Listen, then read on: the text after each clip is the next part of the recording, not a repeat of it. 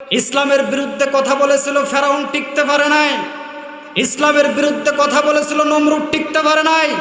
ইসলামের বিরুদ্ধে কথা বলেছিল আবু জাহেল, টিকতে পারে নাই। গত 16টা বছরে এই শেখ হাসিনা ইসলামের বিরুদ্ধে কথা বলেছে, আলেমদেরকে জেল দিয়েছে, জুলুম দিয়েছে, খুন করেছে, গুম করেছে। আল্লাহ রাব্বুল আলামিন বাংলার জমিনে তার বিচার করেছে। কথা বলেন ঠিক কিনা? আল্লাহ পাক কি না পারে? কথা ঠিক কিনা বলেন? এখন এই হাসিনা বাহিরে গিয়ে বলতেছে বাংলাদেশের মানুষ আমার সাথে বিশ্বাসঘাতকতা করছে, আমি হেরে গেছি, বাংলাদেশের মানুষের কাছে আমি হেরে গেছি। আমিও বলি আওয়ামী জননী তুমি হারনি, পালিয়ে গেছো তুমি এটাই জানি। হুঙ্কার মেরে বলেন কথা ঠিক কিনা? ও গো শেখ হাসিনা তুমি হারনি, দাদার কাছে গিয়েছো এটাই জানি, পালিয়ে গেছো তুমি এটাই জানি। 16 দেশটাকে চুষে গেলে 16টি বছর, প্রকৃত দেশ প্রেমী পায়নি কদর। ঠিক না বলেন? দেশটাকে চুষে গেলে 16টি বছর, প্রকৃত দেশ প্রেমী পায়নি কদর। তুমি তো ছিলে টাটকা মুনাফিক, পালিয়ে গেছো তুমি এটাই জানি। আওয়ামী জননী তুমি হারনি, পালিয়ে গেছো তুমি এটাই জানি। হুঙ্কার মেরে বলেন কথা ঠিক কিনা? 41 সাল পর্যন্ত বলে থাকবে।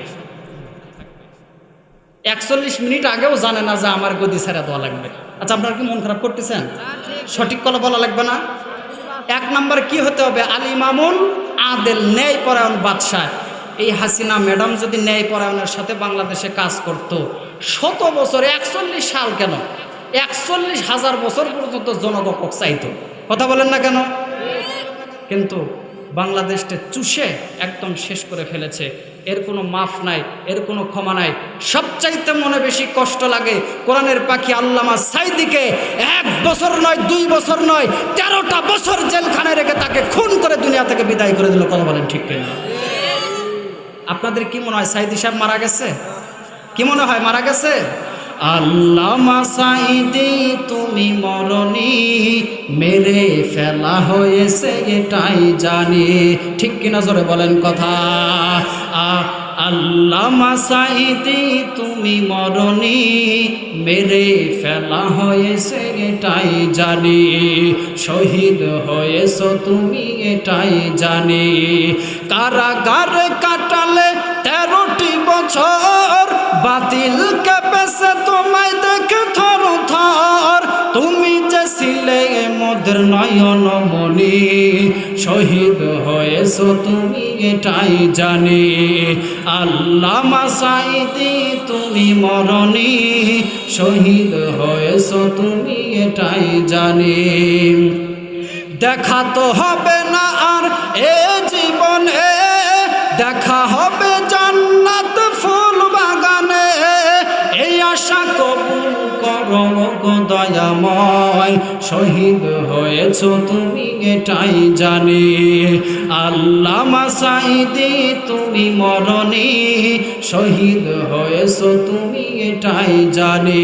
চিল্লায় বলেন কথা ঠিক কিনা? এই কোরআনের পাখিকে 1 বছর নয়, 2 বছর নয়, 13টা বছর জেলখানায় রেখে শেষ পর্যন্ত তাকে ইনজেকশন পুশ করে দুনিয়া থেকে তাকে শহীদ করে দেওয়া হলো। কথা বলেন ঠিক কিনা? তাহলে 1 নম্বর হলো আল ইমামুল আদেল, ন্যায়পরায়ণ বাদশাহ। ন্যায়পরায়ণ বাদশাহ আমাদেরকে হতে হবে, ন্যায়পরায়ণ শাসক আমাদেরকে হতে হবে। আমি যদি ছোট্ট একটা ঘটনা শোনাই তাহলে আপনারা বুঝতে পারবেন। ইসলামের 2য় খলিফা, খলিফাতুল মুসলিমিন হযরত ওমরের নাম শুনছেন তো আপনারা? শুনছেন না? এত রাগান্বিত নবী ছিলেন, রাস্তাতে যদি কোনোদিন হাইটা গেছে, শয়তান ভয়ে ওই দিক দিয়ে 40 দিন যায় নাই। কয়দিন যায় নাই? এত রাখছিলেন। মুসলমান ভাইরা আমার, গভীর মনোযোগ দিয়ে শুনবেন। খলিফাতুল মুসলিমিন হযরত আলীবাসী আল্লাহর ওই বান্দারা, ওই আত্মীয় স্বজনরা ঘরের ভিতরে ঢোকার পরে ওমর ফারুককে ডেকে বলতেছে, খলিফাতুল মুসলিমিন হযরত ওমর, ওগো ওমর, ওমর, আমরা আপনাকে একটা প্রশ্ন করবার চাই। কি প্রশ্ন করো তো দেখি। আমরা লক্ষ্য করে দেখলাম যখন আপনি ঘরের ভিতরে কাজ করতেছিলেন, ঠিক সেই মুহূর্তে আমরা যখন আপনার কাছে অনুমতি চাইলাম, অনুমতি দেওয়ার আগে আপনার সামনে একটা মোমবাতি ছিল, ওই মোমবাতিটা বন্ধ করে আপনি আর একটা মোমবাতি জ্বালাইলেন। এর কারণ কি আমরা কি জানতে পারি? সঙ্গে সঙ্গে ওমর ফারুক ডেকে বলতেছে, ভাই রে, তোমরা ছিল আমার আত্মীয় স্বজন, তোমরা আমার বন্ধু বান্ধব মানুষ, তোমরা যখন ঘরের ভিতরে ঢোকার জন্য যখন অনুমতি চাইলা, আমি মনে মনে চিন্তা করলাম তোমরা ঘরের ভিতরে ঢোকার পরে হয়তোবা বেশিরভাগ সময় নিজেদের ব্যক্তিগত কথাবার্তা বলবা।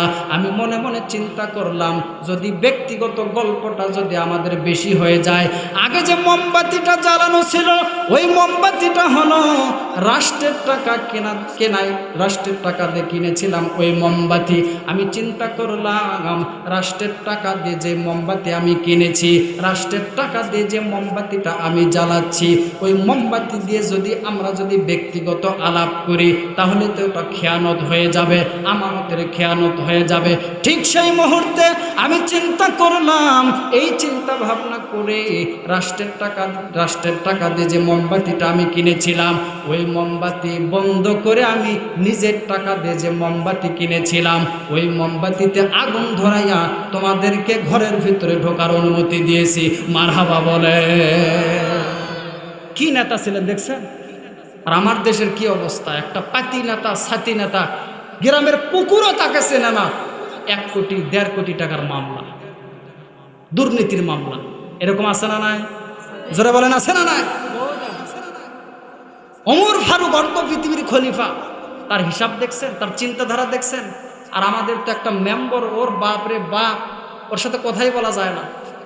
আমি মেম্বার, কথা বোঝেন নাই? গত 16টা বছর আমরা দেখছি আমাদেরকে এমনভাবে আমাদেরকে কথা বলা হতো, এমনভাবে ভয় দেখানো হতো। যদি বলা হতো কে আপনি ভাই, আমরা হুজুর মানুষ, একটু ভালোভাবেই বলি আপনি কে ভাই? হুজুর আমাকে চেনেন? কে আপনি? আমি অমুক নেতার জাঙ্গে ধুয়ে দিই। চিন্তা করা যায়? নেতার জাঙ্গে ধুয়ে দেয়, তারই যে পাওয়ার, তাহলে ওই নেতার বউয়ের কি পাওয়ার, ওই নেতার ছেলের কি পাওয়ার, ওই নেতার আত্মীয় স্বজনের কি পাওয়ার হতে পারে? এরকম পাওয়ার ছেলে গত 16টা বছর আল্লাহ পাক তাদেরকে এই বাংলার জমিনে বিচার করে দেখা দিয়েছে। কথা বলেন ঠিক কিনা? এরকম ন্যায়পরায়ণ বাদশা হতে হবে আমাদেরকে। এই ওমর ফারুকের মতো যদি ন্যায়পরায়ণ বাদশা যদি আমাদের বাংলাদেশে থাকে, আল্লাহর কসম করে বলি বাংলাদেশ সোনার দেশ হয়ে যাবে। কথা বলেন ঠিক কিনা? এজন্য আগামীর দেশ আমরা কোরআনের দেশ দেখতে চাই, ঠিক কিনা বলেন কথা? গত প্রায় এদের স্বাধীন হওয়ার পর থেকে আমরা দেখেছি, এদের স্বাধীন হওয়ার পর থেকে প্রায় 54 বছর চলে যাচ্ছে। এদেশ চাচা চালাইছে দেখেছি, স্বামী চালাইছে দেখেছি, ভাবি চালাইছে দেখেছি, বুবু চালাইছে দেখেছি। 56 বছর দেখা শেষ, আগামীর দেশ হবে কোরআনের বাংলাদেশ। কথা বলেন ঠিক কিনা মুসলমান? এজন্য যারা কোরআন প্রেমী, যারা কোরআনকে ভালোবাসে, যারা কোরআনকে মহব্বত করে, যারা কোরআনকে মহব্বত করে কোরআনকে সিনায় রাখতে চায়, তাদেরকে আমরা সংসদে দেখতে চাই। কথা বলেন না কেন? জোরে বলেন। আল্লাহ পাক কবুল করুন, সকলে বলি আমিন। তাহলে আরশের নিচে ছায়া দেবে এক শ্রেণীর ব্যক্তি, আল ইমামুল আদেল, ন্যায়পরায়ণ বাদশাহ। আমাদেরকে ন্যায়পরায়ণ হতে হবে, আমাকেও ন্যায়পরায়ণ হতে হবে। মনে করছেন খালি নেতাগিরির দোষ, আপনাদের দোষ নাই। আপনিও নেতা, আপনিও শাসক, আমিও শাসক, এই ভাইও শাসক, সবাই শাসক। এই যে আমার হাত আমার প্রজা, আমি হলাম রাজা। আমার চোখ, এই চোখ আমার প্রজা, আমি হলাম রাজা। এখানে যতগুলো মানুষ আছেন সবাই কিন্তু শাসক, প্রত্যেকেই প্রত্যেকের পরিবারের শাসক, ঠিক কিনা জোরে বলেন? আপনি যদি আপনার পরিবারের ভিতরে দুর্নীতি করেন তাহলে নেতা যে কাতারে দাঁড়াবে আপনিও সে কাতারে দাঁড়াবেন। আপনাকেও ন্যায়পরায়ণ হতে হবে। বলবেন হুজুর আমার পরিবারের ভিতরে আমি কেমনে আবার দুর্নীতি করব? অনেক হাজি সাহেব আছে হজ করবার যাওয়ার সময় 2 নাম্বারি করে চলে যায়। এরকম হাজি সাহেব আছে না নাই? হজ করবার যাবে, হজ করবার যাওয়ার আগে এখন জমি জমা ছিল 20 বিঘা, 20 বিঘা জমি 10-10 করে 2 বেটাকে লিখে দিছে। লিখে দিয়ে এখন মেয়ে দাওয়াত দিয়ে নিয়ে আসছে। দাওয়াত দিয়ে নিয়ে এসে এখন ভালো মন্দ খাওয়ায়, বলতেছে মা ওটা কাম তো করেই ফেলছি। মেয়ে বলতেছে কি করছেন বা? বলতেছে 20 বিঘা সম্পত্তি আছিল, তোকে 2 ভাইয়ের নামে লিখে দিছি, তো তোর জন্য একটা জিনিস রাখছি মা। মেয়ে বলতেছে কি রাখছেন আব্বা? বলতেছে দোয়া মা, দোয়া দোয়া। হজে যাব, কাবা ঘরের গিলাপ ধরে তোর জন্য দোয়া করবো মা। মা বোনেরা একটু সহজ সরল, কথা বোঝেন নাই? মা বোনেরা কি সহজ সরল। মা এখন ওই মহিলা, ওই মেয়ে বলতেছে বাবা দোয়ার যেন এতই দাম, তো 4টা দোয়া না ভাই এগুলো যেন তোমার পাইছিল না। এই হাজি সাহেব দেখেন, কথা শোনেন, এই হাজি সাহেব এখন হজ করবে যায়া, এখন শয়তানকে পাথর মারা লাগে না? শয়তানকে পাথর মারা লাগে না? তো শয়তানকে পাথর মারতেছে, এই পাথর মারার দেখে ওই শয়তান একদিকে হাসতেছে। তো পাশে থেকে আরেক শয়তান কয় কে ভাই হাসিস কেরা? বলতেছে ওই দেখ আমার যে পাথর মারিচ্ছে আমার থেকে বড় শয়তান। বলতেছে মানে কেমন বড় শয়তান? কই বাংলাদেশে জমি জমা সব পেটাকে দিয়ে যাচ্ছে, মেয়ে ঠকায় যাচ্ছে, ওর হজ কি হবি ভাই? এটা শুনে ওই শয়তানও হাসি, ঠিকই তো ভাই। তাহলে যেই হাজি সাহেব হজের আগে সন্তানদের সাথে দুর্নীতি করে যায়, সব জমি জমা বেটাদের নামে লেখাতে যায়, বেটির নামে দেয় না, ওই হাজি সাহেব হজ তো দূরের কথা, হজ করে যদি 2-4টা সোয়াব পায়, ওটাই বাংলাদেশে শাহজালাল বিমানবন্দরে নামার সময় হেলিকপ্টারও চড়ে আবার ওই কাবা ঘরত চলে যায়, বাংলাদেশে ঢুকে না। কথা বলেন ঠিক কিনা? এজন্য আমাদেরকে সব জায়গায় ন্যায়পরায়ণ হতে হবে। আমাদের ফ্যামিলির ভিতরে, পরিবারের ভিতরে আমাদেরকে ন্যায়পরায়ণ হতে হবে। আল্লাহ পাক তৌফিক দান করুন, সকলে বলি আল্লাহুম্মা আমিন। আপনাদের খারাপ লাগতেছে? তাকবীর দিবেন একটু, লিল্লাহে তাকবীর, নারে তাকবীর। নাম্বার 2, ওই ব্যক্তিকে আরশের নিচে আল্লাহ পাক ছায়া দিবেন যে ব্যক্তি নিজের যৌবনকে হেফাজত করবে। কার জন্য? একটু জোরে বলেন, কার জন্য? আল্লাহর জন্য। অর্থাৎ নিজের যৌবনকে যারা আল্লাহর পথে ব্যয় করবে, আল্লাহ পাক রব্বুল আলামিন এই ব্যক্তিটাকেও ডেকে ডেকে আরশের নিচে ছায়া দিবে। জোরে বলেন সুবহানাল্লাহ। কিন্তু আমরা কি করি? যখন চামড়া থাকে টাইট, তখন দেখেন নায়ক নায়িকার ফাইট। চামড়া যখন ঢিল, আল্লাহর সাথে দেয় মিল। কথা বলেন, আবার কথা কয় না গা? যখন যুবক ছিল মসজিদে যায়নি, একদিনও মসজিদে দেখা যায়নি।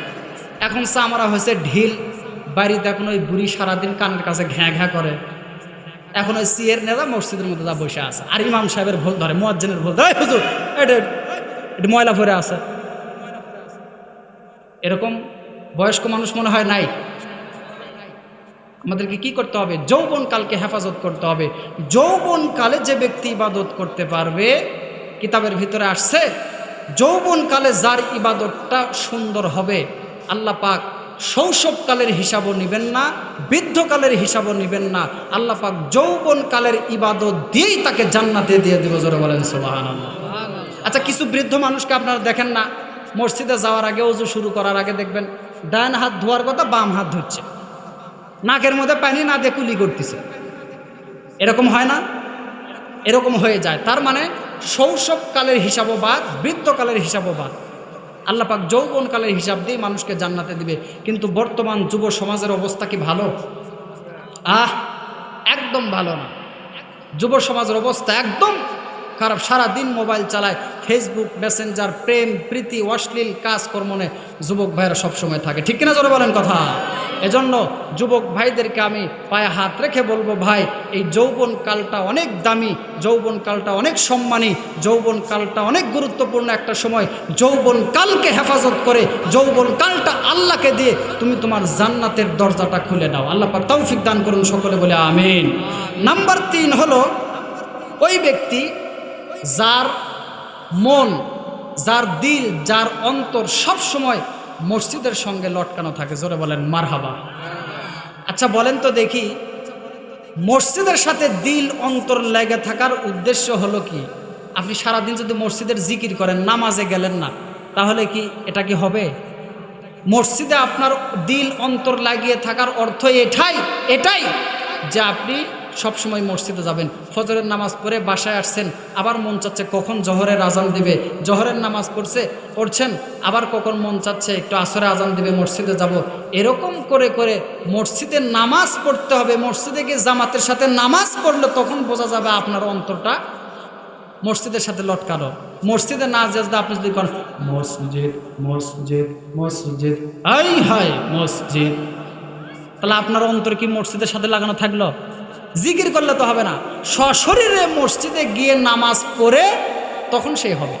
কথা বোঝা যায় আমার? এজন্য আমাদেরকে নামাজ পড়তে হবে। আল্লাহ পাক তৌফিক দান করুন, সকলে বলে আল্লাহুম্মা আমিন। নাম্বার 4 নাম্বার হলো, আমি যদি কোনো মানুষকে ভালোবাসি, এই ভালোবাসাটাও যেন আল্লাহর জন্য হয়। কার জন্য হয়? আল্লাহর জন্য হয়। আমি যদি কারোর সাথে শত্রুতা করি, সেই শত্রুটাও যেন আল্লাহর জন্য হয়। এর দ্বারা আমি আপনাদেরকে বোঝাই, সেটা হলো, বলেন তো দেখি, যারা আলেমদেরকে ভালোবাসে তাদেরকে যদি ভালোবাসেন খুশি হবেন কে? আরেকটু জোরে বলেন। তাহলে যারা আলেমদেরকে ভালোবাসে, যারা মসজিদকে ভালোবাসে, মাদ্রাসাকে ভালোবাসে, দিনকে ভালোবাসে, ধর্মকে ভালোবাসে, ভালো কাজ করে যারা, ভালো মানুষ যারা সমাজের সাথে, তাদের সাথে আপনি ভালো সম্পর্ক রাখলে আল্লাহ পাক খুশি হবেন। আর যারা সমাজের সুদখোর, চুরি করে, ডাকাতি করে, গান বাজনা করে, অশ্লীল কাজ করে, তাদের সাথে যদি সম্পর্ক করেন তাহলে নারাজ হবেন কে? তাহলে যারা ভালো কাজ করে তাদের সাথে সম্পর্ক করলে আল্লাহ খুশি হবে, হ্যাঁ। আর যাদের সাথে, যারা অন্যায় কাজ করে তাদের সাথে সম্পর্ক ছিন্ন করলে আল্লাহ খুশি হবে। তাহলে আমরা যাকে ভালোবাসবো সেটাও যেন আল্লাহর জন্য হয়, আমরা যার সাথে শত্রুতা করব সেটাও যেন আল্লাহর জন্য হয়। আল্লাহ পাক তৌফিক দান করুন, সকলে বলি আল্লাহুম্মা আমিন। নাম্বার 5, ওই যুবক, যেই যুবককে কোনো সুন্দরী নারী, কোনো সুন্দরী মেয়ে নিজের দিকে আকর্ষণ করে, নিজের চরিত্রটা, ওই যুবকের চরিত্রটা নষ্ট করার জন্য কোনো মহিলা যদি কোনো পুরুষকে ডাকে, তাহলে ওই যুবক যদি বলে ইন্নী আখাফুল্লাহ, আমি আল্লাহকে ভয় করি, এই যুবকটাকেও আল্লাহ রাব্বুল আলামিন আরশের ছায়ার নিচে ছায়া দিবে। জোরে বলেন সুবহানাল্লাহ। এখন বলেন তো দেখি, বর্তমান সমাজে যুবতীদের অবস্থা কি ভালো? পোশাক আদি কি ভালো? এমন এমন পোশাক পরে, এমন এমন পোশাক পরে, যুবকরা তো দূরের কথা, কিছু কিছু মা বোনেরা এমন এমন পোশাক পরে রাস্তায় বের হয়, শয়তানও যদি ওই দিক দিয়ে যায়, শয়তানও মনে মনে করে হামান এক নজর দেখি। কথা বলেন না কেন? এজন্য আমি আমার ভাষায় বলি, এই সমাজের ভিতরে নির্লজ্জ বেহায়া মহিলা হলো তারা পর পুরুষকে দেখে মাথায় কাপড় দেয় না জানে। কথা বলেন।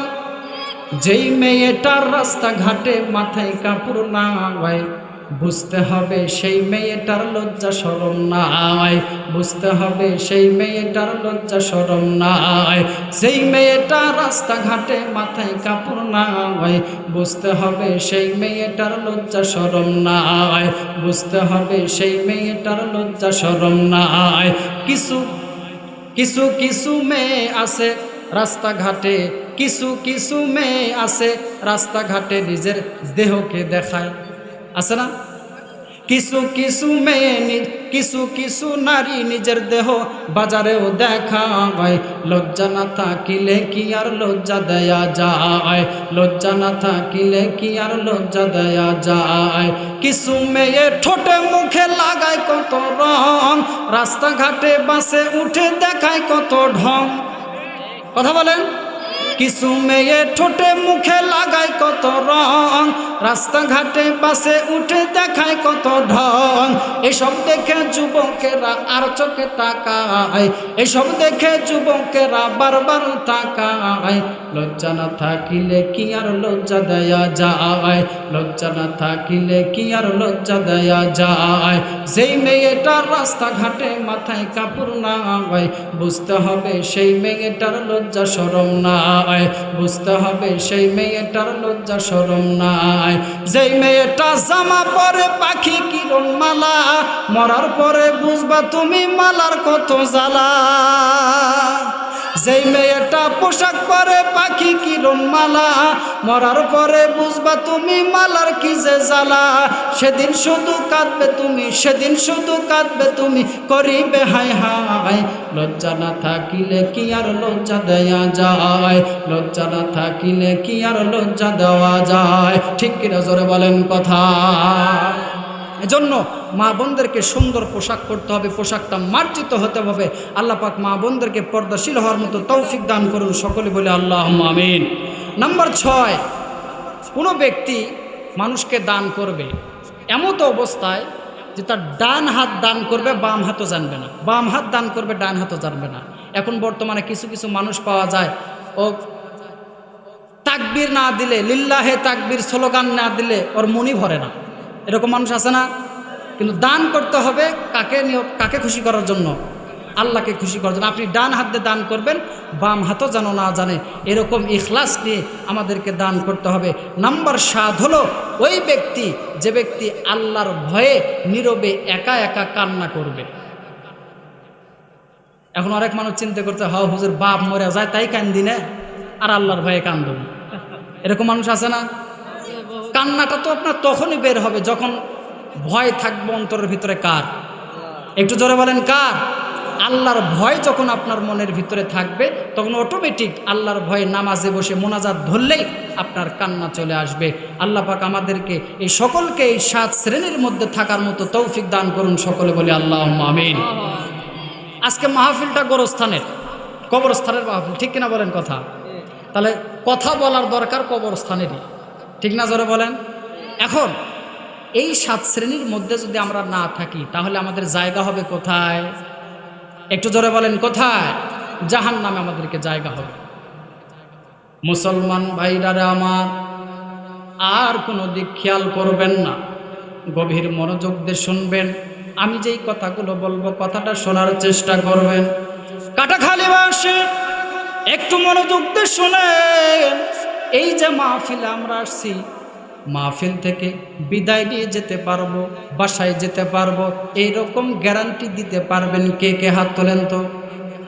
কেউ কি পারবেন? ও যে চেংরা পারবে। কেবা বিয়ে করছো তুমি? তোমার বাপই হাত তোলার সাহস পেল না, তুমি হাত তুলছ? বাপরে, বুঝতে পারি না। আচ্ছা আচ্ছা আচ্ছা। মুসলমান ভাইরা আমার, এই যে মাহফিল আমরা আসলাম, মাহফিল থেকে আমরা যেতে পারবো এর কোনো কিন্তু গ্যারান্টি নাই, ঠিক কিনা? জোরে বলেন কথা। এই যে মাহফিলে আসছি, এখন যদি আজরাইল যদি চলে আসে, আজরাইল আসার পরে যদি একটা মানুষের জানটা যদি কবজ করে, জানটা যদি নিয়ে চলে যায়, আপনি কি করবেন? বেশি থেকে বেশি আপনি এটাই করতে পারবেন, আপনি হয়তো বা রাস্তায় গিয়ে হয়তো বা অ্যাম্বুলেন্সকে ডাক দিবেন, আপনি রাস্তায় গিয়ে হয়তো বা অ্যাম্বুলেন্সকে ডাক দিবেন, আপনি ডাক্তারের কাছে নিয়ে যাবেন। ডাক্তারের কাছে যাওয়ার আগে যদি লোকটা মৃত্যুবরণ করে ফেলে, ও মুসলমান ভাইরা আমার, এই যে আমি বক্তা রাকিবুল ইসলাম মিজবা, এই যে আপনাদের মাহফিলে চলে আসছি, আজরাইল যদি চলে আসে, আমাকে যদি ধরে ফেলে, আমি যদি মারা যাই, মৃত্যুবরণ করার পরে কেউ আর আমাকে রাকিবুল ইসলাম মিজবা বলবে না, সবাই বলবে হুজুরের লাশ কোথায়? ঠিক কিনা জোরে বলে? আমি যদি এখন মৃত্যুবরণ করি, মৃত্যুবরণ করার পরে আমি যখন, আপনারা সবাই আমাকে ধরাধরি করে হয়তো বা গাড়িতে উঠাই দিবে, গাড়িওয়ালার ড্রাইভারকে বলবেন, ড্রাইভার ভাই, এই হুজুরকে তুমি বাড়িতে গিয়ে তার পরিবারের কাছে লাশটা হস্তান্তর কর। লাশটা হয়তো বা নিয়ে যাবে। লাশটা নিয়ে যাওয়ার পর আমার সন্তান, আমার স্ত্রী, আমার পরিবারের মানুষ সবাই জানতো আমার ছেলেটা এই ঘরের মধ্যে থাকতো, আমার সন্তানটা এই ঘরের ভিতরে থাকতো, এই বিছানাটা তার পছন্দ ছিল। বলেন তো দেখি, একটা বারের জন্য হলেও কি আমাকে ঘরের মধ্যে ঢুকাইবে? আরেকটু জোরে বলেন, একটা বারও ঘরের ভিতরে ঢোকাবেন? আমার পরিবারের লোক সমস্ত মানুষ জানতো আমার ভাই, আমার সন্তান, আমার বাবা দুনিয়ার জমিনের ভিতরে আপেল খাইতে ভালোবাসতো, মালটা খাইতে ভালোবাসতো। বলেন তো দেখি, একটা বারের জন্য হলো কি একটা আপেল কেটে কি আমার আপনার মুখে কি দিবে রে বাবা? দিবে না। সিস্টেমটা বন্ধ হয়ে গিয়েছে। আমার পরিবারের মানুষ, সব মানুষ জানতো আমি ঠান্ডা পানিতে গোসল করতে পারি না, গরম পানি করে তারপরে আমি গোসল করি। বলেন তো দেখি, আমার কাছ থেকে কি শুনবে? একবারের জন্য হলো কি শুনবে বাবা? ও আমার ভাই, তুমি ঠান্ডা পানি দিয়ে গোসল করবা না গরম পানি দিয়ে গোসল করবা? বলেন তো দেখি, একটা বারের জন্য কি আমাকে বলবে? বলবে না। সিস্টেমটা বন্ধ হয়ে যাবে। এই পৃথিবীর জমিনের ভিতরে আপনার সন্তানের ভবিষ্যতের জন্য, আপনার পরিবারের ভবিষ্যতের জন্য, আপনার ছেলে মেয়ের জন্য কত টাকা পয়সা ইনকাম করলেন, কোনটা হারাম আর কোনটা হালাল, কোনটা হারাম কোনটা হালাল, এগুলো আপনি তোয়াক্কা করলেন না। হারাম টাকায় বাড়ি ঘর করে লক্ষ লক্ষ টাকার বিল্ডিং করে আপনি দুনিয়া থেকে বিদায় নিয়ে কবরে চলে গেলেন। ও ভাইজান, একটা সন্তানকে আপনি আলেম বানাইলেন না। বলেন তো দেখি, আলেম সন্তান যদি না বানান তাহলে কি কোনো সন্তানকে আপনার জানাজা পড়তে পারবে? জোরে বলেন, পারবে? আমি এখানে আসছি, আপনাদের সমাজে, আপনাদের এই মহল্লায় হুজুর আছে না, বা যেখানেই হোক, আপনি যখন মৃত্যুবরণ করবেন, এই সমাজের হুজুর এখানে যদি থাকেন মন খারাপ করেন না, আমি বুঝাচ্ছি আর কি। আপনি মারা গেছেন, আপনি মৌলবি ভাড়া করে নিয়ে এসে, হুজুর ভাড়া করে নিয়ে এসে আপনি জানাজা করতেছেন। ওই হুজুর যখন জানাজা করবে, ওই হুজুরের ভিতরে কি সেরকম কোনো অনুশোচনা ভিতরে আসবে? জোরে বলেন, আসবে? হুজুর বলবে যে তাড়াতাড়ি জানাজা করে দিয়ে মোনাজাতের টাইমে না কান্নার অভিনয় করবো না, টাকা 2000 না বেশি পাবো। কথা ঠিক কিনা? জোরে বলেন। কিন্তু নিজের সন্তান যখন আপনার জানাজা করবে, নিজের সন্তান যখন আপনার জানাজা করবে, তখন দেখবেন অটোমেটিক এই সন্তান চোখের পানি ফেলে ফেলে বাবার জন্য দোয়া করবে। ঠিক কিনা? জোরে বলেন। এখন এই সন্তানের জন্য আমাদেরকে নেক সন্তান বানাইতে হবে। কথা বোঝা যায় আমার? নেককার সন্তান বানাতে হলে কি করতে হবে? তাহলে আল্লাহর হাদিসের ভিতরে, কিতাবের ভিতরে পাওয়া যায়, যদি আমরা নেক সন্তান পেতে চাই 3টা কাজ করতে হবে। জোরে বলেন, কয়টা? 1 নম্বর হলো দিনদার মেয়েকে দেখে বিয়ে করতে হবে। কি করতে হবে?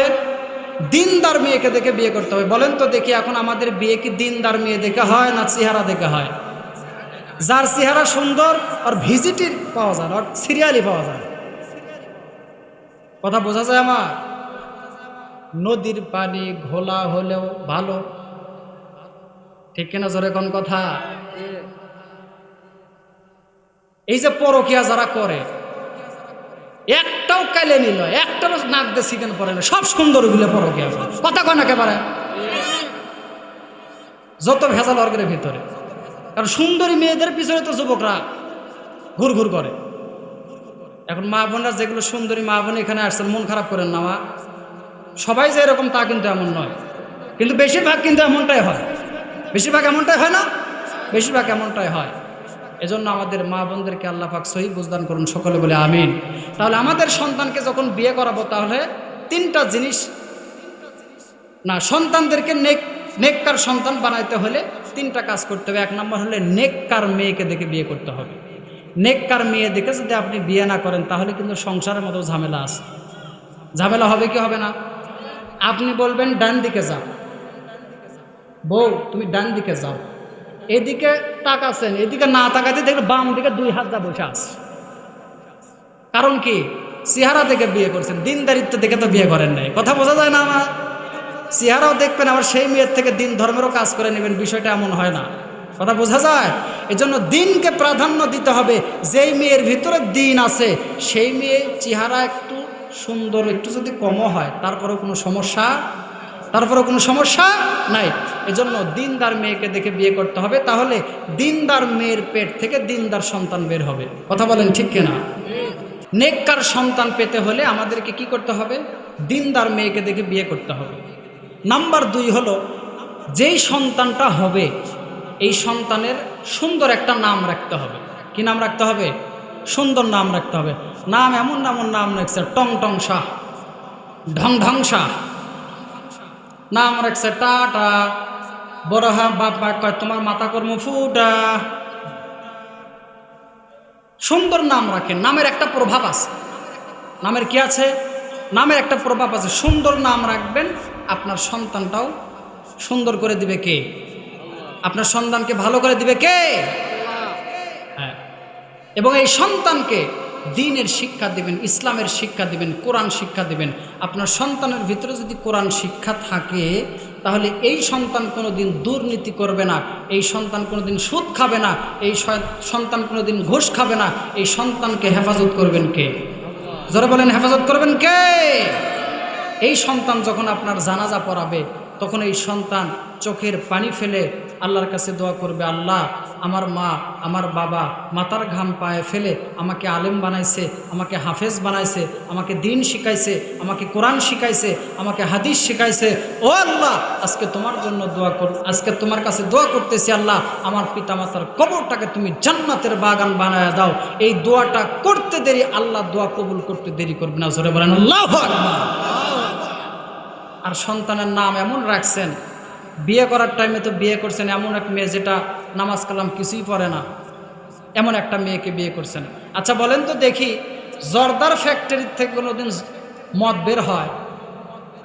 মদের ফ্যাক্টরি থেকে কোনোদিন গাঁজা বের হয়? তাহলে বিস্কুটের ফ্যাক্টরি থেকে বিস্কুট বের হয়, চানাচুরের ফ্যাক্টরি থেকে চানাচুর বের হয়, গুড়ের ফ্যাক্টরি থেকে গুড় বের হয়। মেয়েরা হচ্ছে সন্তান গড়ার ফ্যাক্টরি। মা হবে যেমন সন্তান হবে, মা হবে যেমন সন্তান হবে তেমন। আমাদের বাংলাদেশে একটা সিস্টেম চালু আছে, সেটা হলো কি, মা বোনেরা যখন গর্ভবতী হয়ে যায়, তাদের পেটে যখন সন্তান আসে, 7 মাস 8 মাস হয়ে যাওয়ার পরে বাবার বাড়িতে যায়। বাবার বাড়িতে যাওয়ার পরে তখন তাদের শরীরটা একটু ভারী হয়ে যায়, তখন মা বাবা কেউ আর কাজ করতে দেয় না। তখন বলে, মা তোমার কাজ করা লাগবে না, তুমি একটু বসে থাকো। এই বসে থাকার কথা বলে বসে থাকে। এখন তো ওই যে একটা জিনিস এসে গেছে, শয়তানের খালাতো ভাই, কোনো কাম নাই মা বোনদের সারা দিন, কথা বোঝেন না? ওয়াইফাই তো আছে ফ্রি, স্বামী ঢাকা 50 GB মারিয়ে দিচ্ছে। এখন ওই সন্তানকে পেটের মধ্যে নিয়ে সারা দিন ও খালি সিরিয়াল দেখে, সারা দিন গান দেখে, ফাইটে যায় বুকটা ফাইটে যায়। এখন ওই সন্তান পেটের মধ্যে বাইরে আসে, কয় মা তুমি আমাকে পেটের মধ্যে নিয়ে যে গান করছিলে বুক ফেটে যায়, আসলে কি সত্যি? যেই সন্তান পেটের ভিতরে থাকবে, সন্তান যদি আপনার পেটের ভিতরে থাকে, আপনি নামাজ পড়বেন, আপনি তাহাজ্জুদ পড়বেন, কোরআন তেলাওয়াত করবেন, মানুষকে দান করবেন, সত্যি কথা বলবেন, তাহলে আপনার সন্তানটাও ঠিক আপনার মতো করে দিবেন কে? আরেকটু জোরে বলেন কে? এজন্য মা বোনরা, আপনারা সন্তানকে পেটে রেখে গীবত করবেন না, মিথ্যা কথা বলবেন না, হারাম খাবেন না, মোবাইল টিপাটিপি করবেন না, গান শুনবেন না।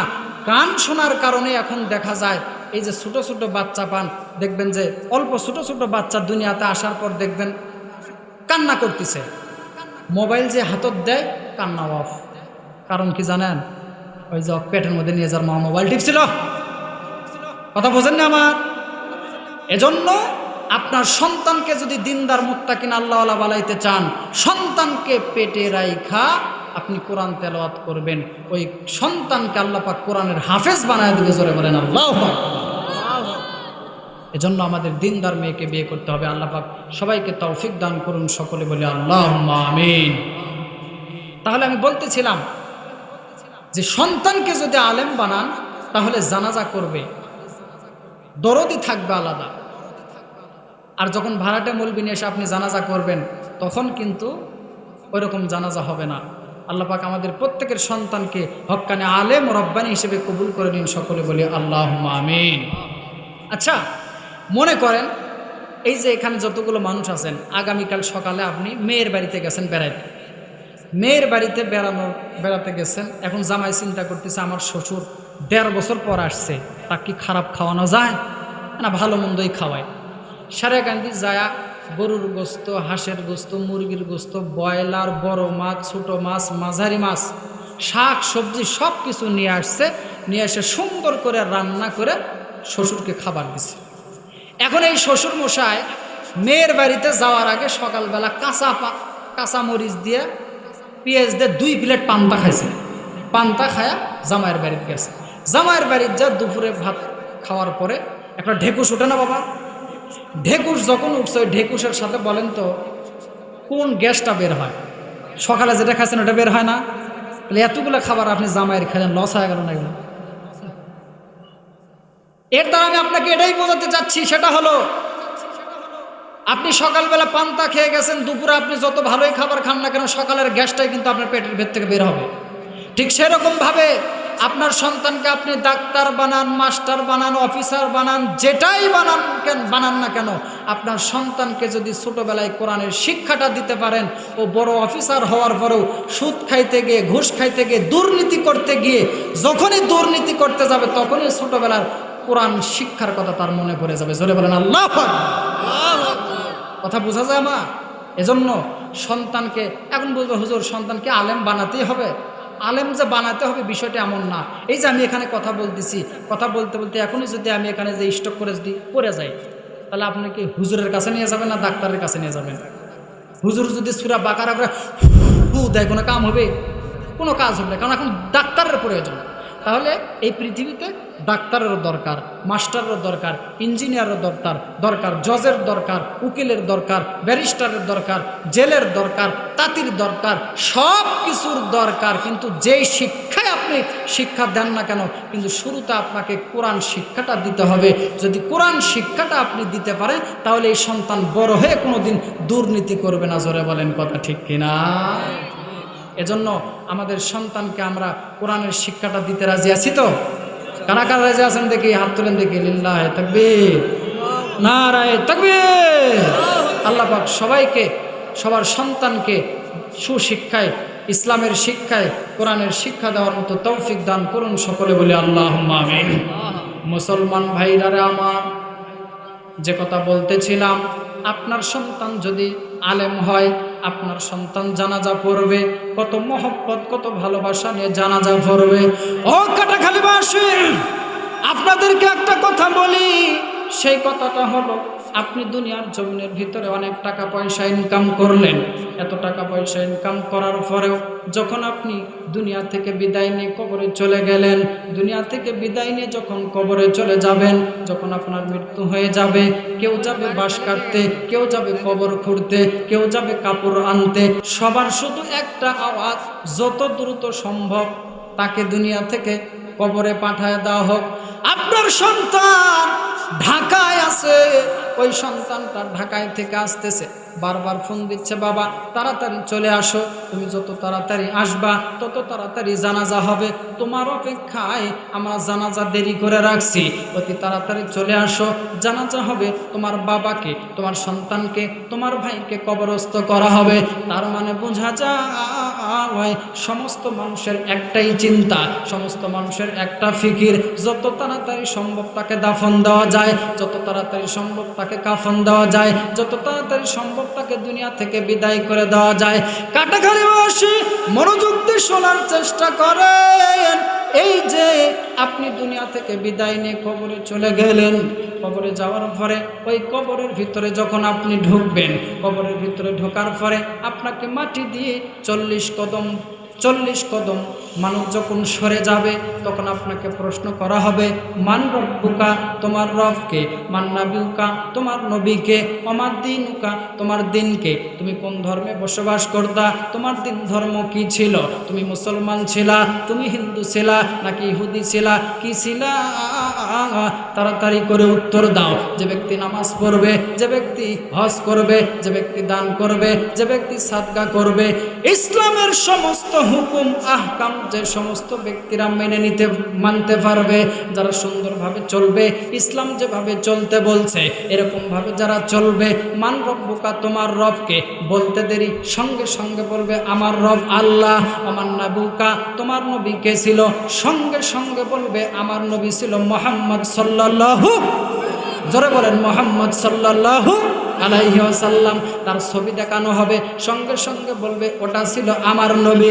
কিন্তু মুসলমান ওই ব্যক্তিকে যখন প্রশ্ন করা হবে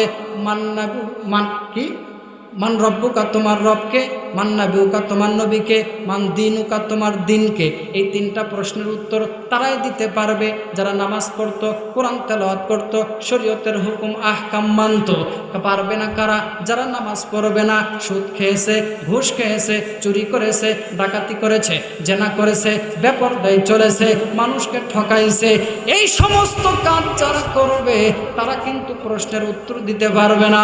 বলবে লা আদ্রি, লা আদ্রি, আমি কিছু জানি না, আমি কিছু জানি না, এই কথা বলবে। এই কথা বলার পরে ওই কবরের ভিতরে সাপ আসবে, বিচ্ছু আসবে, সাপ তাকে কামড় মারবে, 70 বৎসর পর্যন্ত ব্যথা অনুভব করতে হবে। এরপরে বিচ্ছু আসবে, 70 বৎসর পর্যন্ত ব্যথা অনুভব করতে হবে। মুসলমান বন্ধুরা আমার কথাগুলো ভালো করে শুনবেন। কবর থেকে যখন পুলসিরাতে যাবে, পুলসিরাতে ওই পুলসিরাতের ব্রিজ চুলের চেয়েও চিকন, খুরের চেয়েও, চুলের চেয়ে চিকন, খুরের চেয়েও। ওই যে আমাদের দেশের কিছু ভণ্ড বাবা গান বের করেছিল, আমি পাপী গুনাহগার বান্দা হেলাল কেমনে হবরে পার, ও হেলাল সান নৌকার মাসি আমায় করিও পার। জোরে কোন সুবহানাল্লাহ। দেখছেন সুবহানাল্লাহ কয়, এটা বলে সুবহানাল্লাহ। ও রাত বেশি হয়ে যাচ্ছে তো, আপনার মাথা ঠিক নাই। আচ্ছা পার করবেন কে? হেলাল বাবা পার করবে, আমি সুবহানাল্লাহ কবার গেলাম, আপনার সুবহানাল্লাহ কইলেন। আমি তো বলবো, আপনার ঠিক উত্তর দেওয়া লাগবে। জোরে কোন নাউজুবিল্লাহ, আরো জোরে কোন নাউজুবিল্লাহ। হেলাল বাবার পার করার কি কোনো ক্ষমতা আছে? কোনো ক্ষমতা আছে? ফেরেশতার পাছা পিঠে লাল করে দিবি। তুই দুনিয়াত মানুষকে পার করার দায়িত্ব নিয়েছিল? এরকম ভণ্ড বাবা আমাদের সমাজে আছে না নাই? জোরে বলেন আছে না নাই? অনেক ভণ্ড বাবা আছে। অনেক ভণ্ড পীরেরা কয় কি, কেরামান কাতবিন রোজ হাসরের দিন আল্লাহর কাছে যদি করে অভিযোগ, আমি বলবো দুনিয়ায় ছিলাম ন্যাংটা পীরের লোক। সুবহানাল্লাহ। আচ্ছা ন্যাংটা পীরের লোক যদি হন, তাহলে আপনার কি ঈমান আছে? ঈমান আছে? আমাদের কওমি মাদ্রাসার কওমি অঙ্গনের এক বক্তা মুফতি রেজওয়ান রফিকি সাহেব, উনি আবার বাতিলের বিরুদ্ধে খুব কথা বলে। উনি এদের পাল্টা জবাবে একটা বানাইছে, কেরামেন কাতবিন পাইবে যে দিন, কেরামেন কাতবিন পাইবে যে দিন, তোরা যারা ছিলি ন্যাংটা পীরের লোক, তোদের জুতা মাইরা কইব জাহান্নামের। কথা ঠিক কিনা যারা বলেন? আমাদের কিন্তু এটা বলা উচিত ছিল, কেরামেন কাতবিন রোজ হাসরের দিন, কেরামেন কাতবিন রোজ হাসরের দিন আল্লাহর কাছে যদি করে অভিযোগ, আমি বলবো দুনিয়ায় ছিলাম মুহাম্মদের লোক। কথা ঠিক কিনা জোরে বল। ওই ভণ্ড পীরেরা গান বানাইছিল, ভণ্ড পীরেরা গান বানাইছিল, লাল বাবা লাল, ও হে লাল চান নৌকার মাঝি আমায় করিও পার। নাউজুবিল্লাহ। জোরে কন। পার করবে আল্লাহ, সহযোগিতা করবে মুহাম্মদ সাল্লাল্লাহু আলাইহি ওয়াসাল্লাম। এজন্য আমাদেরকে বলতে হবে, চুলের চাহিয়া অতি চিকন আল্লাহ, চুলের চাহিয়া অতি চিকন আল্লাহ, খুরের চাহিয়াও ধার, ও গো নবীজি উম্মতের কান্ডারি আমায় করিও পার। সবাই বলেন, ও গো নবীজি উম্মতের কান্ডারি আমায় করিও পার। সবাই বলেন, ও গো নবীজি উম্মতের কান্ডারি আমায় করিও পার। লিল্লাহে তাকবীর, নারায়ে তাকবীর। আল কোরআনের আলো, কোরআন হাদিস যেখানে, লিল্লাহে তাকবীর। মুসলমান ভাইরা আমার, যে কথা বলতেছিলাম, যখন ওই পুলসিরাতের ব্রিজে যখন আমরা দাঁড়াবো, পুলসিরাতের ব্রিজে দাঁড়ানোর পরেও চুলের চায়াও ধার, চুলের চেয়েও চিকন, খুরের ছায়াও ধার। এই ব্রিজের উপরে যখন আমরা পার হব, পার হতে সময় লাগবে 30 বছর। জোরে বলেন কয় বছর? আরো জোরে বলেন কয় বছর? ও মুসলমান ভাইরা আমার, আল্লাহর কোন বান্দা ঈমান নিয়ে যদি কবরের ভিতরে যেতে পারে, এই যে বাড়ির ভিতরে আপনারা এই যে বাল্ব দেখতেছেন, বাল্ব দেওয়ার আগে কিন্তু সুইচে টিপ দেওয়া লাগে কি লাগে না? আর একটু জোরে বলেন। কিতাবের ভিতরে আসছে, ওই যে বাল্ব দেওয়ার জন্য সুইচে টিপে দিতে হয়। সুইচ দেওয়ার পরে তারপরে বাল্ব জ্বলে। যে ব্যক্তির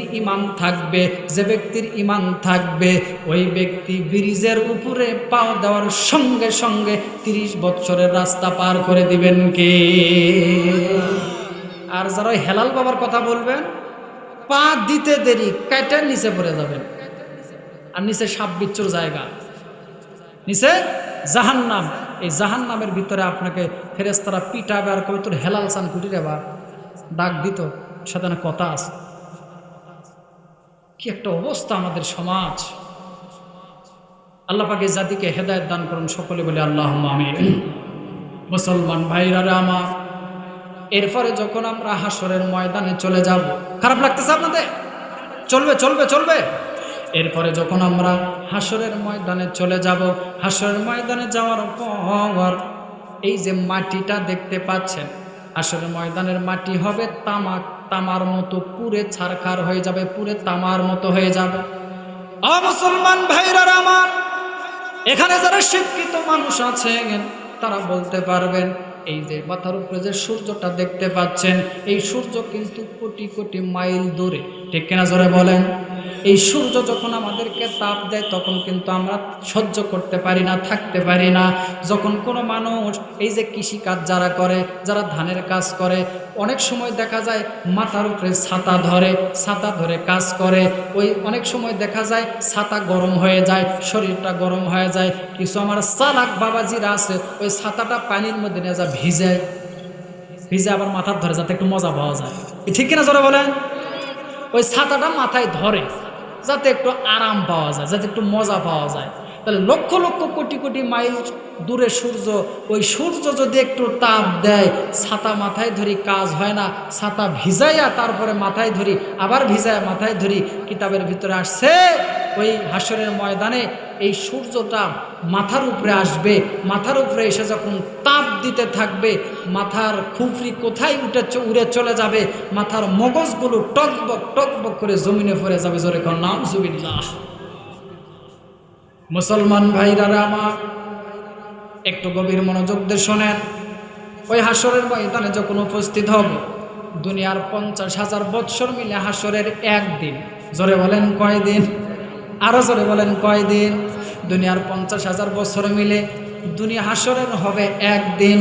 ওই হাসরের ময়দানে দুনিয়ার শুরু থেকে নিয়ে কিয়ামত পর্যন্ত যত মানুষ আসছে সবার হিসাব হবে একদিনে, সবার হিসাব হবে একসাথে।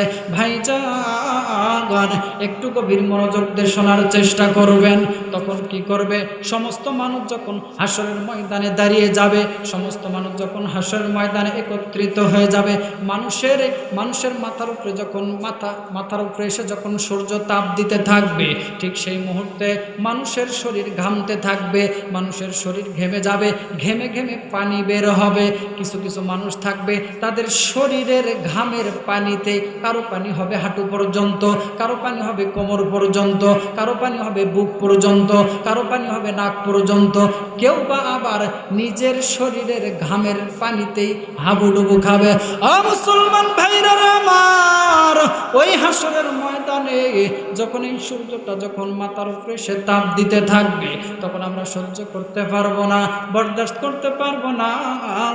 মাথার মগজগুলো টকবক করে জমিনের ভিতরে পড়বে। কেমন করে উপমা দেই, যদি উদাহরণ আমি আপনাদেরকে দিতে চাই, এই দুনিয়ার জমিনের ভিতরে আপনার স্ত্রী, আপনার মেয়ে, আপনার বাড়িতে যখন রান্না করে, ওই যে পাতিল দেখবেন টকবক করে পানি উতলায় পড়ে যায়, ভাত কিন্তু উতলায় কিন্তু পাতিল থেকে পড়ে যায়। ওই হাসরের ময়দানে আপনার মাথার মগজগুলো টকবক করে জমিনের ভিতরে পড়ে যাবে। যখন পড়ে যাবে তখন তো আপনি বুঝতে পারবেন, কেন আমি নামাজ পড়ি নাই, কেন আমি রোজা করি নাই, কেন আমি হজ করি নাই, কেন আমি যাকাত দেই নাই। বলেন তো দেখি, যত চিন্তা যত ভাবনা আসুক, কোনো কাজ হবে কি? জোরে বলেন হবে? কোনো কাজ হবে না। কারণ আপনাকে তো দুনিয়াতে আল্লাহ পাক সুযোগ দিয়েছিল, 50 বছর সুযোগ দিয়েছে, 60 বছর সুযোগ দিয়েছে, কারো 80 বছর সুযোগ দিয়েছে, কোরআন দিয়েছে। এই যে আমি হুজুর এসে ওয়াজ করতেছি, সব কিছু আপনাদেরকে দিয়েছে, আপনারা শোনেন নাই। মুসলমান ভাইরা আমার, মূল কথায় চলে যায়, ওই যে মাথার উপরে এসে যখন তাপ দিতে থাকবে, মাথার মগজগুলো তো টকবক করে ভরে যাবে। ভাইজান, আমার ভাইজান, ওই সময় আপনার হিসাব হবে, একদল যাবে জান্নাতে, আরেক দল যাবে জাহান্নামে, একদল যাবে জান্নাতে, আরেক দল যাবে জাহান্নামে, একদল যাবে জান্নাতে, আরেক দল যাবে জাহান্নামে। জান্নাতে যারা গেল তারা তো ঢুকলোই, কিন্তু জাহান্নামে যারা যাবে তাদের তাদের তাদের সাথে আচরণটা কেমন হবে? ভাইজান আমার মনোযোগ দিয়ে শোনেন, ওই হাসরের ময়দানে যখন হিসাব নিকাশ হয়ে যাবে, একদল জান্নাতে যারা চলে যাবে তারা তো চলেই যাবে, আরেক দল যাদেরকে জাহান্নামে যাদেরকে ঢুকতে হবে তারা তখন কি করবে? জাহান্নামে যখন ঢুকবে, জাহান্নামে ঢোকার আগে জাহান্নামীদেরকে দেখে জাহান্নাম তর্জন গর্জন করতে থাকবে, হুঙ্কার করতে থাকবে, ভিতর থেকে আওয়াজ আসবে, ভয়ঙ্কর আওয়াজ আসবে। ও মুসলমান ভাইরা রে আমার, যখন জাহান্নাম এই জাহান্নামীদেরকে দেখে তর্জন গর্জন করতে থাকবে, হুঙ্কার দিতে থাকবে, ভয়ঙ্কর আওয়াজ আসবে, এই জাহান্নামীরা কিন্তু আর জাহান্নামের দিকে যেতে চাইবে না। লোহার হাতুড়ি দ্বারা পিটায় পিটায় তাদেরকে জাহান্নামের নিকটে নিয়ে যাবে। জাহান্নামের দরজায় একজন গেট দারোয়ান থাকবে, গেটম্যান থাকবে, নাম হবে আব্দুল মালিক। ওই ফেরেশতা এই সমস্ত মানুষদেরকে বলবে, ভাইজান দুনিয়াতে কি তোমাদের নিকট কোনো নবী রাসূল যায় নাই? দুনিয়াতে কি তোমাদের নিকট কোনো পয়গম্বর যায় নাই? দুনিয়াতে কি তোমাদের নিকট কোনো ওলামায়ে কেরাম যায় নাই? ও মুসলমান ভাইরা রে আমার, ওই সময়ে এই জাহান্নামীরা বলবে, আব্দুল মালিক ভাই দুনিয়াতে আমাদের সময় কোরআন গিয়েছিল, কোরআন খুলে খুলে হুজুরেরা ওয়াজ করেছে, আমরা শুনি নাই। আমাদের জামানায় নবী রাসূল গিয়েছিল, তারা আমাদেরকে কোরআন হাদিসের কথা আমাদেরকে বলতো। আমাদের সময় অনেক বড় বড় হুজুর আসছিল, কোরআন হাদিস থেকে কথা বলেছে, আমরা শুনি নাই, কোরআন আমরা পড়ি নাই। সব কিছু জানার পরেও এগুলো আমরা মানি নাই, সব কিছু জানার পরে এগুলো আমরা মেনে চলি নাই, সব কিছু জানার পরে এগুলো আমরা মেনে চলি নাই। এইবার ওই আব্দুল মালিক বলবে, ভাইজান এই তাহলে তোমরা জাহান্নামে ঢুকো। জাহান্নামের ভিতরে যখন ঢুকবে, জাহান্নামে ঢোকার সঙ্গে সঙ্গে আযাব শুরু, বিভিন্ন ধরনের আযাব, আগুন থাকবে, আগুন দিয়ে আপনাকে শাস্তি দেওয়া হবে। জাহান্নামের ভিতরে আগুন উত পেতে থাকবে আপনাকে ধরার জন্য। যখন আপনি জাহান্নামে ঢুকবেন, জাহান্নামে ঢোকার সঙ্গে সঙ্গে আগুন আপনাকে তাড়া করবে, ধাওয়া করবে। ও মুসলমান ভাইরা রে আমার, যখন এই আগুন আপনাকে তাড়া করবে, ধাওয়া করবে, আপনি তো দৌড় মারবেন জাহান্নামের ভিতরে, তখন জাহান্নামীরা দৌড়াদৌড়ি করবে, ছোটাছুটি করবে। এক সময় সে ব্যক্তি ক্লান্ত হয়ে, তখন সে ক্লান্ত হয়ে থেমে যাবে। থামার পরে সে তখন কি করবে? থামবে। থামার পরে তখন তাকে সে বলবে, আমাকে কিছু খাবার দাও। তখন তাকে খাবার দেওয়া হবে জাক্কুম ফল, 3 কাটাওয়া বিশিষ্ট। এই ফলটা যখন সে খাবে তখন গলার ভিতরে আটকে যাবে। আটকার পরে তখন সে পানি চাবে, আর তাকে যখন গরম পানি দেওয়া হবে, তাকে ঠান্ডা পানি দেওয়া হবে। গরম পানি দেওয়ার সঙ্গে সঙ্গে কিতাবের ভিতরে আসছে, গরম পানি যখন দিবে, মুখের ভিতরে দিবে, মুখের ভিতরে দেওয়ার সঙ্গে সঙ্গে এই পানিটা পেটের ভিতর দিয়া সমস্ত নারী ভুঁড়ি ফেটে, সমস্ত নারী ভুঁড়ি গলে, পেট ফেটে সমস্ত নারী জমিনের ভিতরে পড়ে যাবে। জোরে কন্যা নাউজুবিল্লাহ। ও মুসলমান ভাইরা রে আমার, কিছু কিছু কিতাবের ভিতরে পাওয়া যায়, যখন এই মানুষটা, যখন এই জাহান্নামী ব্যক্তিকে যখন গরম পানি খাওয়ানো হবে, গরম পানি খাওয়ার পরে এই নারী ভুঁড়ি গলে গলে তার পায়খানার রাস্তা দিয়ে বের হয়ে যাবে, প্রসাবখানার রাস্তা দিয়ে বের হয়ে যাবে, পেট ফেটে সমস্ত নারী ভুঁড়িগুলো বের হয়ে জমিনে পড়ে যাবে। মুসলমান ভাইরারে আমার, সেদিন আপনার মনে হবে, কেন আমি নামাজ পড়ি নাই, কেন যাকাত দেই নাই, কেন আমার হজ করার সামর্থ্য থাকার পরও কেন আমি হজ করি নাই। মা বোনরা আফসোস করবে, কেন আমি পর্দা করি নাই, কেন আমি স্বামীর সাথে নাফরমানি করেছি, কেন আমি বেপরদায় চলাফেরা করেছি। সব চিন্তা ভাবনা মাথায় আসবে। বলেন তো দেখি, 1.5 পয়সার কোনো কাজ হবে? আরেকটু জোরে বলেন, কাজ হবে না। এভাবে জাহান্নামীদেরকে শাস্তি দেওয়া হবে। আল্লাহ পাক রব্বুল আলামিন আমাদের সবাইকে জাহান্নামের আযাব থেকে হেফাজত করুন। জোরে বলেন আমিন।